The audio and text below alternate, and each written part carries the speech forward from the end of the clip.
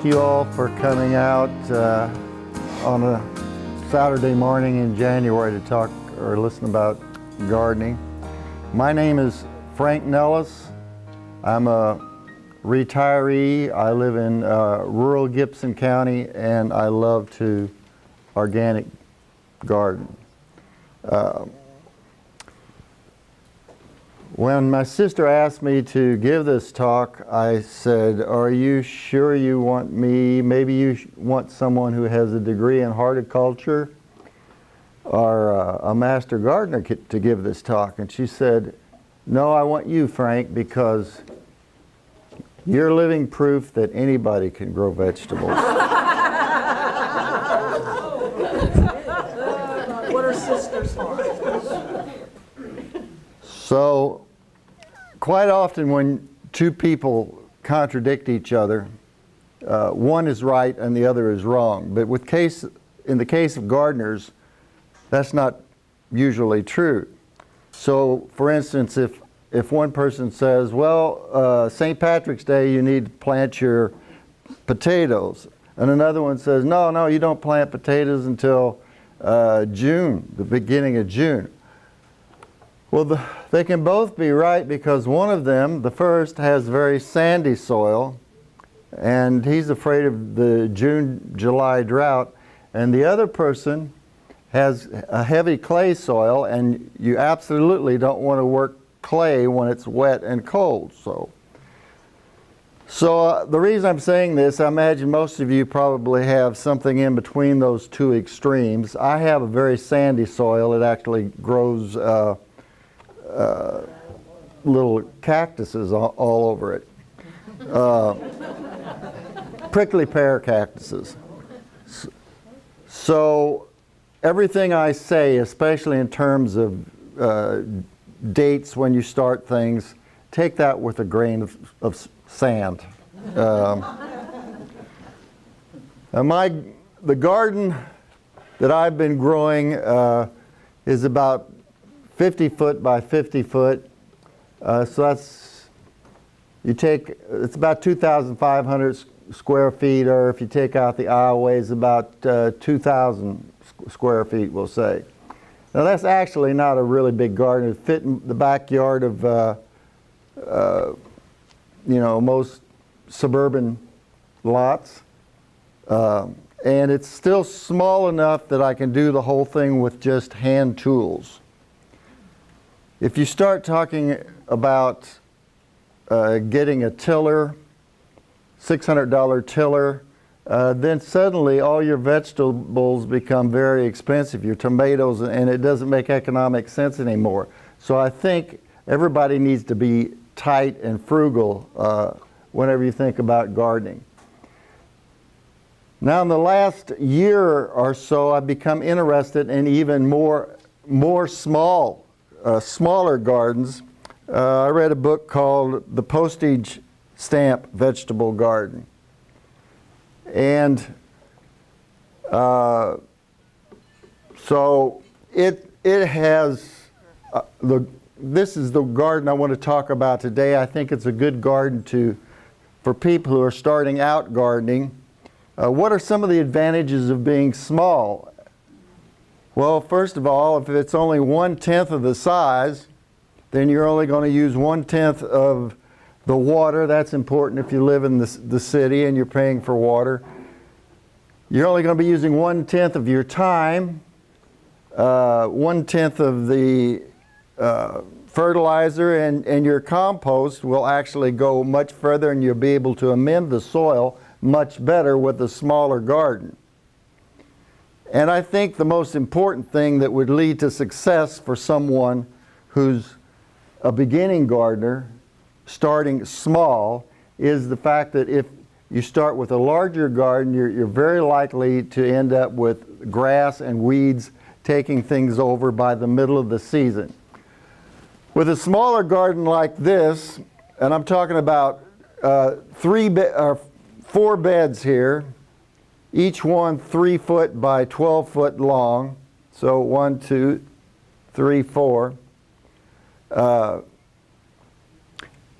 With those 4 beds, if you spend 10 minutes a day weeding, you can probably keep the weeds and grasses out of it completely, and this will lead greatly to your chances of being successful.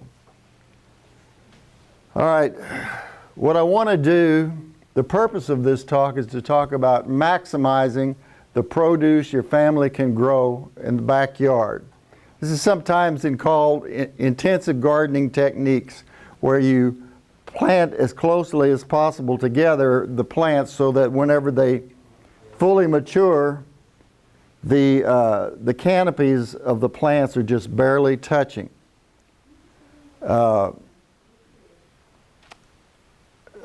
So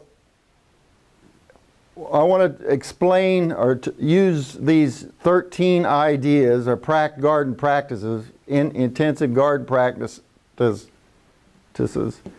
But I want to, as I explain them, I want to explain them in terms of and illustrate them with the postage stamp garden. And actually, I will spend half the time on just this one bed of the postage stamp garden. So if you're going to start out small, you may even want to start out smaller than a postage stamp garden with a micro garden where the vertical, you have a vertical gardening system. So just by way of explanation, these letters represent the first letters of the plants which I intend to grow in this one 3-foot by 12-foot garden bed. So the T is for tomatoes, early tomato, late tomato. P is for peppers.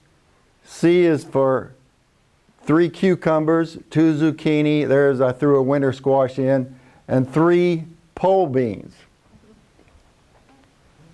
Okay, so and whenever I begin talking about, well, if you use this method, you can double your output or you can triple your output and so forth. After you start talking about doubling and tripling and redoubling, after a while you realize that you are beginning to maximize your output in a very small area. So the first thing I want to talk about is varieties. If you get the right variety of a tomato, for example, then you can double your output as compared to, say, a variety that wasn't meant for your particular sandy soil or clay soil.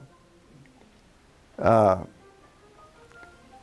are some ways to tell if you have the right variety? And when gardeners get together, they don't say, well, I'm going to plant tomatoes this year. They'll say, I'm going to plant purple Cherokee, or I'm going to plant an early girl, or I'm going to plant a jet star. Just like farmers, when they get together, they're discussing varieties, because it's the variety that will double your output.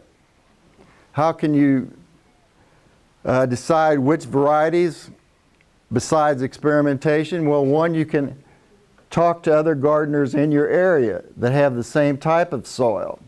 Now, for me, I went down to the recycling center to take my trash in, and he seemed like a very knowledgeable, common sense person. I said, what's a good tomato for the sands? Because things don't grow well in the hot sands. And he said, try Pink Girl.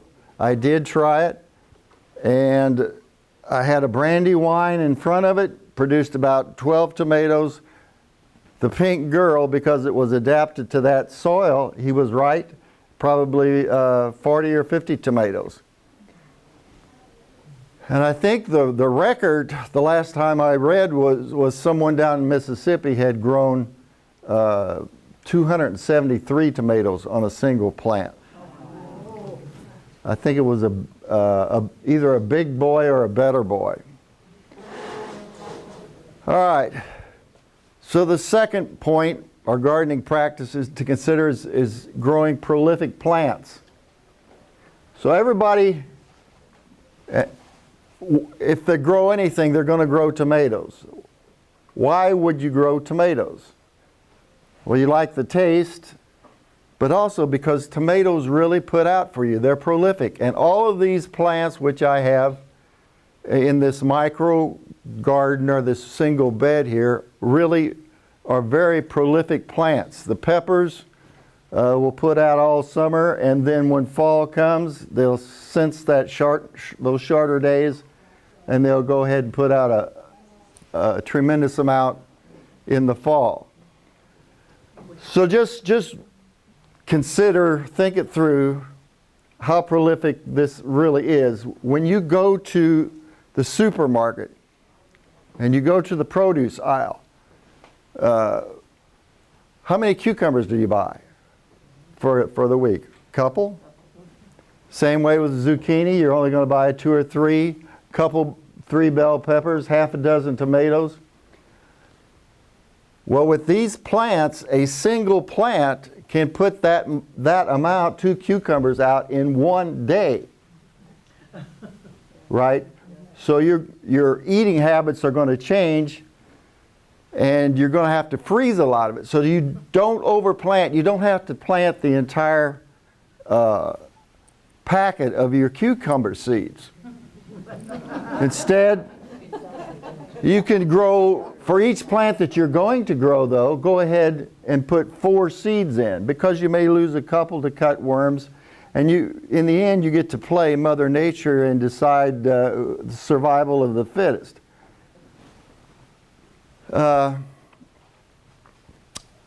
So if you, as I said, the second point is grow prolific plants.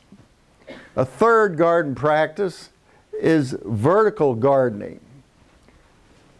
So I've seen vertical gardening compared to skyscrapers in a city, in that their actual area that they take up of the earth is not that large, but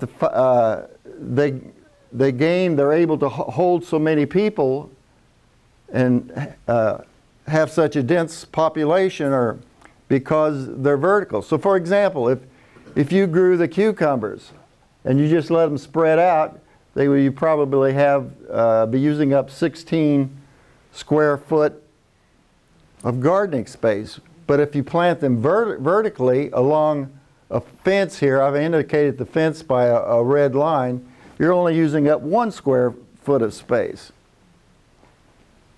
Same thing for the tomatoes. They would sprawl out to maybe 9 square feet, and you can grow them vertically. With a circle here, I've indicated I'm going to grow them in a cage. And if you make a wire cage or from old fence, you're going to need about 6 foot to get a 2 foot diameter cage. So you can grow them again to square foot. A third way that you can increase your output is with wide rows. Now the old gardening methods, they used to plant everything in a single row, and they had a wide aisle or pathway that you walk down and hold that row. But you can reverse that. If you reverse that and have a narrow aisle or pathway and a wide row, which is essentially a garden bed, then again you're going to triple your output. In fact, in this one book here, they show a picture where they've actually get the same amount of vegetables in 1/4 of the area. Now, wide rows are sometimes associated with raised beds, but that doesn't necessarily have to be the case. You can have a wide row that is a sunken bed, a trench, and that's, for someone who has sand like me, probably a sunken bed would be better, because the deeper you go, the closer you are to the moisture. So the water is always down lower, whereas if you have clay soil and you're worried that it's going to be too wet, in that case, The more you're worried about your soil not draining, the more likely you are to have a raised bed, and the higher the raised bed should be. So we've talked about growing good varieties of prolific plants. Is there any way we can make these plants even more prolific? A couple of methods might be, first, you pick the vegetables immature. You pick them small. We'll use zucchini as an example. You can grow zucchini 2 foot long and big around as a baseball bat. But if you do that, that tells the zucchini plant it's raised its offspring, it has created seed, and it will shut down. So you can keep the plant producing by picking small and often. I tend to pick zucchini about 8 to 10 inches long, and according to the literature, that's too big. But if you keep doing that every day, same way with the cucumbers, the pole beans, don't let the beans show through the pods. Pick them when they're about pencil size. So one method to make your plants more prolific is to pick everything young. A second method to keep your plants more prolific is by pinching. So take, for example, cucumbers. All your vining crops tend to have some sort of little growth tip on the end. When you pinch that off, you're essentially telling the roots, and the roots are the foundation, the most important part of the vegetable, that, hey, stop growing vine, start growing more fruit. Likewise, you can pinch beans, even peppers at the top, the very top, they'll have a little bud that you can pinch off. So pinching and pruning is a way to make your plants more prolific. Let's talk about pinching in terms of tomatoes. When do you first pinch your tomatoes? Whenever you go to plant them. So if you have a foot tall tomato plant, you pinch all the leaves off except the top little 2 or 3. And then you break up the root system a little bit. You dig a trench about 4 inches deep, you know. You bury the whole stem and just let those little 3 leaves come up the top.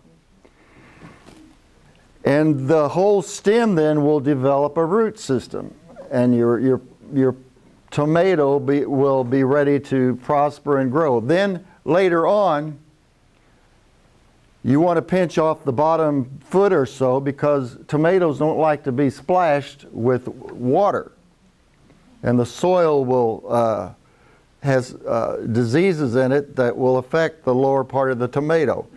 And finally, you initially start out with 1 stem of the tomato when you buy it, and then leaves come off to the side. Okay, now in this, what I'm going to call the armpit here, between where the leaf comes off and the main stem, you'll see a little sucker start to grow. It starts out real small. People who aren't growing in cages as I am, if they just want to keep a single vine, if they're growing up a pole or something, pinch that out. And even if you're growing in a cage, you want to pinch it out, quite a few of them out. Now there's a little trick that if you don't pinch that sucker out, it'll start growing into another stem. Whenever it gets about 10 inches long, 12 inches long, then pinch it out and put it in a clear glass jar. Dip it in some rooting powder first and put it in a clear glass jar. And if you let that sit for a week or 2, you'll notice that little roots are starting to develop. And then you put it in a clay pot with some potting soil. So if you do about 8 of those, you probably get about 4 of them to grow. And you'll have 4 clones. So for my early tomato, most people would go with early girl. I like the celebrity tomato. Celebrity is an all-American selection winter, and so that's another way that you can tell that you got a good variety if it's an AAS in the seed books, All American Selection Winner.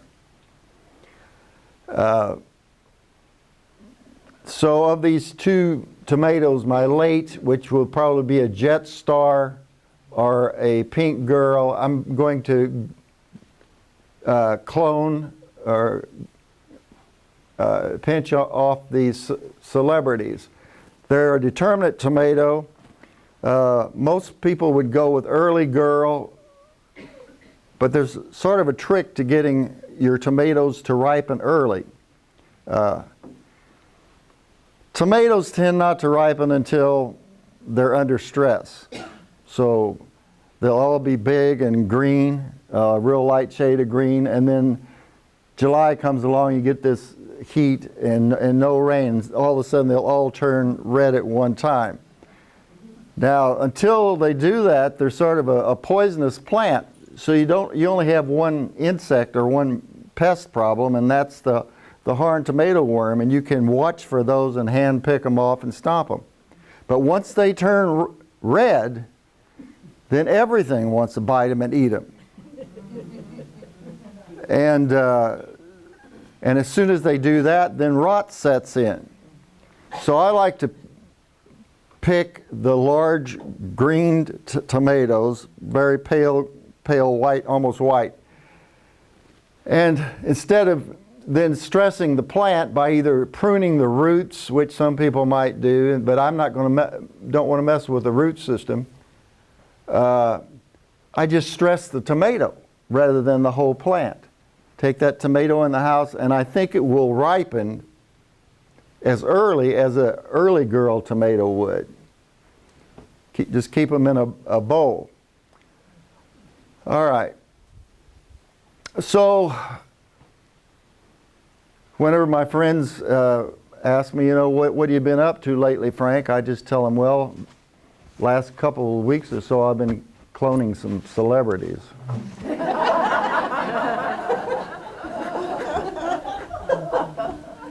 They think I'm strange. I don't understand it.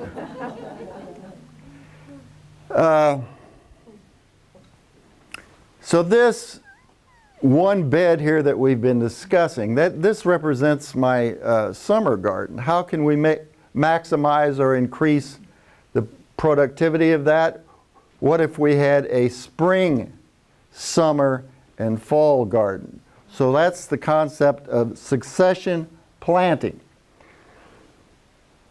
And if I want to probably plant some cool weather crops in the spring, I put a sort of 60-day limit on my cool weather crops. I want them to be in and out within a 2-month period. And that limits me to lettuce, spinach, scallion onions. You can't get a full-grown onion, and radishes. And I could grow all of those in here, or I could grow the radishes in the pathway, and then as I clear the radishes out, start out with a German giant radish. They take about 30 days to mature, and they can get as big as apples and still keep their quality. And I also like a icicle radish. They're more of a 60-day or 2-month radish. And they get about 3 times the size of a carrot in diameter. Now, why does anybody really care about radishes? The reason I like radishes is because I like coleslaw. And cabbage is very hard to grow organically because of all the worms. So instead I grow the icicle radishes, grate them, and they make a real good coleslaw.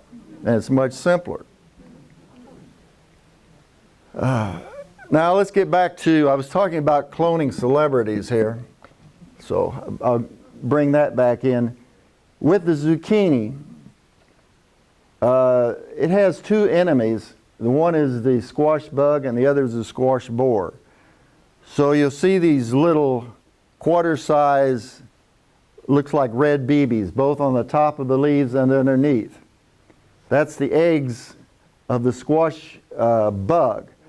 Whenever I collect the zucchini, I just smash those with my fingers. Remember, it's not the first generation of insects that do the real damage. It's the second generation after they've laid 100 eggs. Yes? Quarter size red? Yeah. They look like a little group of BBs, you know. Oh. Reddish BBs. In about a quarter. In about a quarter size, right. Okay. And you'll be right there picking the zucchini anyway, so as you're searching through to find the zucchini, just squash those. But your real enemy is the squash borer. And they will bore into about the bottom 6 inches of the stem, and they'll leave like a little sawdust around their hole. Now some people will take something and try to poke in there and kill them or whatever, and then put some more dirt on it and get the plant to reroot. I think the one thing I've seen that has some success is put down aluminum foil, about a foot-long strip of aluminum foil, put some brickbats on it, and that light being reflected up, the squash borer does not like that. Bottom line is, though, if you're going to grow organically, by about June 15th, the farmers used to overcome the squash borer in their pumpkins by growing wheat first and then following the wheat with a squash borer, because the squash borer tends to diminish after about July 15th. But by July 15th, no matter what you've done, these two plants are probably going to be shot. So you got two choices. Either you've grown some more zucchini in pots in a protected area and you yank these out and you replace them with the new zucchini. To me, I'm not going to do that, because by that time I have so many zucchini that I grate them and then freeze them. They're real easy to freeze if you grate them. And then you use them for zucchini bread and give them away as Christmas presents.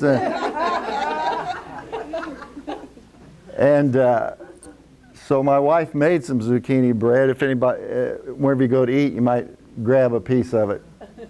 And they're all different kinds of zucchini bread. But anyway, I pull these out and I get my tomato clones, my clone celebrities, and put about 4 of those in here. Now the reason I want the celebrities is because they're short, so they won't shade out the cucumbers or the pole beans. And my goal is to planting the celebrities this late that they won't turn red. That I'll end up with a lot of large, full-size green tomatoes. You usually don't think of a tomato as something that you would store like you would a sweet potato or something. But green tomatoes, if you wrap them up, whenever the first frost comes along, go get all of them, wrap them in newspaper, then they will mature over a couple-month period. And you don't have to unwrap them every time to see if they're ripe or not. Instead, just grab them and feel them through the paper. If they're hard, they're still green. If you start feeling some give, then you open them up and you got a red tomato. Yes, usually just a single layer higher. Get a cardboard box and cut it down to about 3 inches. Okay, so we've talked about succession growing. Let's talk about mulching, and we'll move down here to this second section or wide row. So I'm going to plant onions early. I'll plant them about March 15th, and then once they start to fall over, I'll pull them out and follow with carrots. so that the carrots ripen in the fall. Again, you had succession planting. Carrot grown in the fall is just like a different vegetable from a carrot grown in the summer. They're really sweet, they're delicious, and they're ready for you to make soups out of. Now, I put these two together because they have something else in common. Of any crop in your garden, they're the ones that you're going to have the worst weed problems with. And the reason is that the onions grow when there's a lot of rain, and the onions don't have enough foliage when they come up to shade out. So the sunlight comes through, you have sun and you have rain, you're going to have weeds. And the carrots, their weed problem is that they're slow to germinate. So they may take a couple weeks to germinate, and the weeds beat them out germinating every time. So instead of making my rows lengthwise, I make a bunch of 3-foot long horizontal rows. Plant the onions, and I plant them about 10 inches apart so that I can get in there with a sharp hoe, and I don't like to get down on my knees to weed. But I can just reach across that row with a real sharp hoe and clean the weeds out until the onions get so tall that I can no longer use a hoe in there without breaking the onions off. And that's when the mulching comes in. So newspaper is about 3 foot wide too. Fold it up several times, slide it right in there, and put some couple inches of straw on top of it so it doesn't blow away. Whenever you mulch with newspaper on the bottom, I always feel like you're doubling the width of the mulch. So 3-inch mulch with newspaper underneath is like a 6-inch mulch of just plain straw. Yes? What about sow bugs when you do that? About what? Sow bugs, pill bugs. I always collect a bunch of pill bugs. Well, every soil is going to be different. I haven't had that problem, no. So I can't really. The only thing I can say about bugs is I love toads and I love sand lizards. They're like little dinosaurs and run all over the place. And I hate to be a bug in their situation. So I'm lazy. I let them do the work for me. How deep is the straw? I would put a couple inches in. And with the carrots, I'll grow them on these 3-foot length rows. Well, once you pull the onions out to dry them out and cure them, then you go in there with a complete cultivation. Again, you rake all that, and so you get all of the weeds and everything out before they go to seed. Then you put the carrots in, and you put 3 or 4 radishes in each row. So the carrots are slow to germinate, but the radishes show you where the rows are, so you can get back in again and still do that hoeing until the carrots come up enough that you can again mulch. And then the carrots do canopy nicely, whereas the onions didn't. Okay, so that was a good illustration, I think, of mulching. Let's talk about companion planting. There's a lot written on some plants like each other and they go together. Yukon Gold, white potatoes, and Beauregard sweet potatoes together. The reason I think it will work, well, first of all, Yukon Gold are a very tasty tomato, or a potato. They store well, and they mature early. So they only take about 2.5 months to grow into a potato. Excuse me. Stop at 11, and the break's only going to be 10 minutes because we're that far behind. Because we've got one. Frank, I think you turned your mic off in your pocket. Go You fast. see there's a switch on the side. What, the side? Yeah, it says on off on the side. It says on. Okay, never mind. Can I have audio coming in here. you, okay. So we're good. So they're early. You got it early. The Yukons are early. Now, potatoes give you signs. And the sign that you're looking for is death. When the potato top dies, that tells you that the potato is full size underneath. It's still a new potato because the skin, you can rub it off with your hand.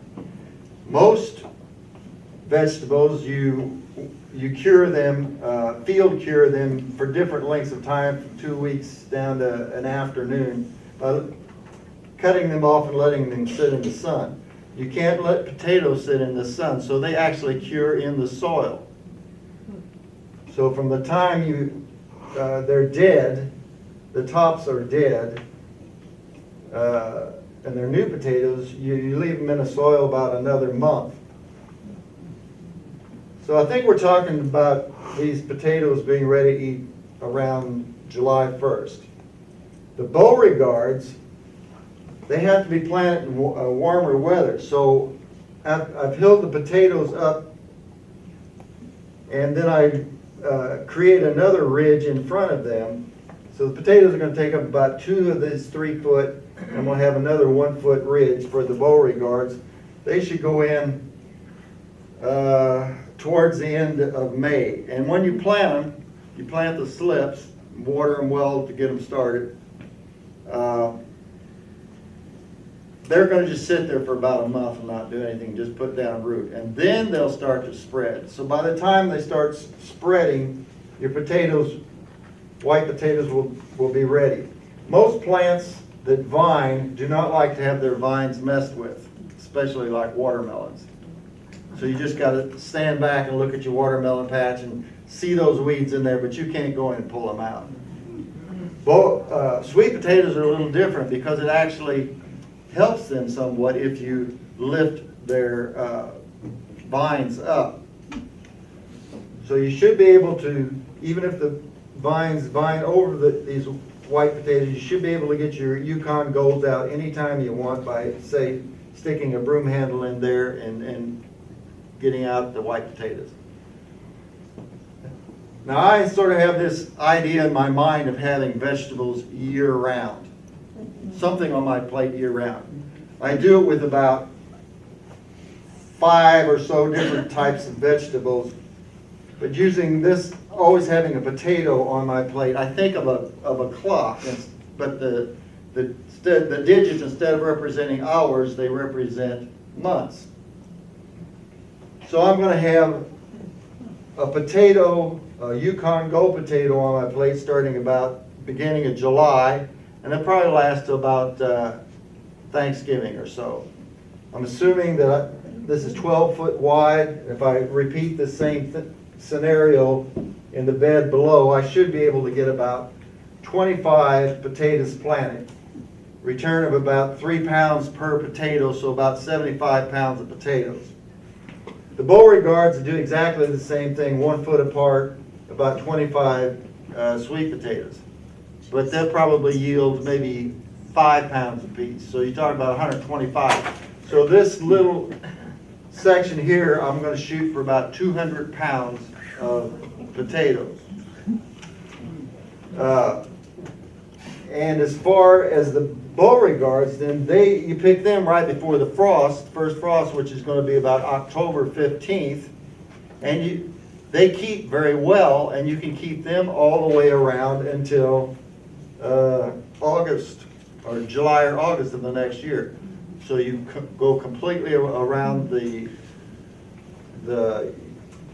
yearly calendar. Now, if you look at this, I also do that with desserts. And most people don't think that desserts, year-round desserts, go with a vegetable garden. But if you really look at it, I've got some rhubarb over here, just a couple rhubarb plants are gonna get you through the early, say May and June. And then, has anybody heard of green tomato pie? Are you eating it? I've made it, yeah. I've made it. Okay. What's it taste like? It was very good. It's a little different. Does it remind you of any A little other? bit apple, a little bit like apple. Tastes like apple pie. You can get the recipe on the internet. So you got rhubarb, which tastes like apple pie. You got, until you go to green tomatoes, which taste like apple pie. You got your zucchini breads, which taste like cake. You got your sweet potato pie. There was a PBS show on just a couple days ago, Cook's Country, and they were making sweet potato pie with bourbon in it. Yeah. And their eyes were rolling back in their head. And then you got your winter squash. Waltham butternut squash is the best variety of winter squash. And you can make pies with it. So, Waltham butternut. I think it's Waltham. Waltham butternut squash is special because it's impervious to the squash board. And it's great tasting. Where do you buy that? That you can get just about anywhere. Really? Yeah, you can get that at, your Garden Center, Menards, Rural King. So, okay, is it time to wrap it up? They say I gotta quit. So, I'm not gonna get through it all. I wish we could talk a lot longer, and I wish I could speak more efficiently. I just want to say a word about marriage, though.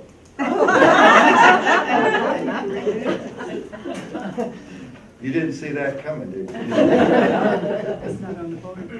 I'm talking about the marriage of vegetable growing with vegetable cooking.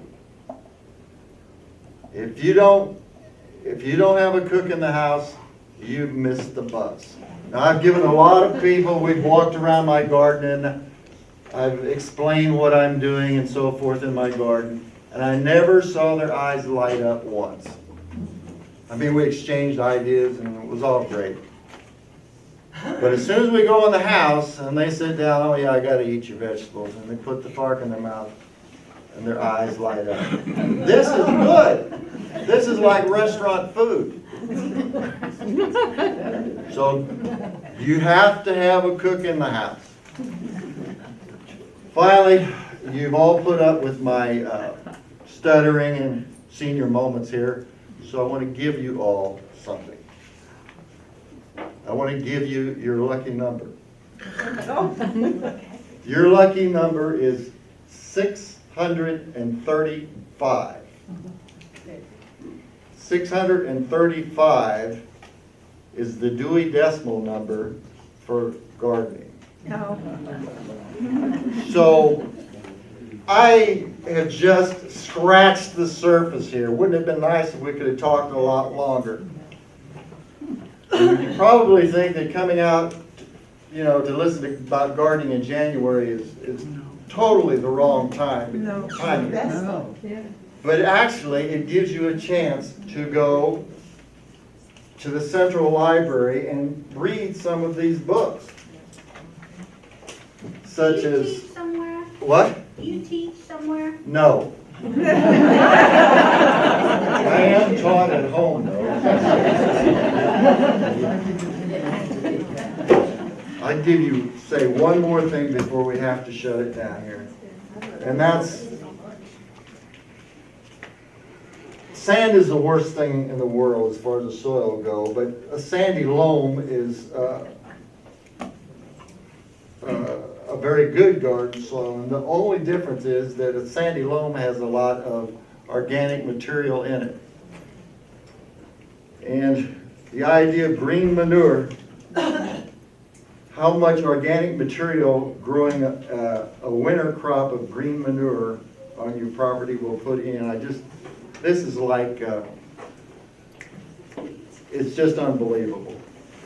So, it is estimated that one rye plant in good soil grows 3 miles of hairs, root hairs, a day. Oh, Lord. 387 miles of roots in a season, and 6,603 miles of root hairs each season. So you're talking in terms of roots going from Evansville to Chicago. So that puts a lot of organic material in your garden. Okay, I thank you all, and come up and take a look at the pictures, take a look at the book titles. And here is a list of the books if you want to go get some of them out of the library.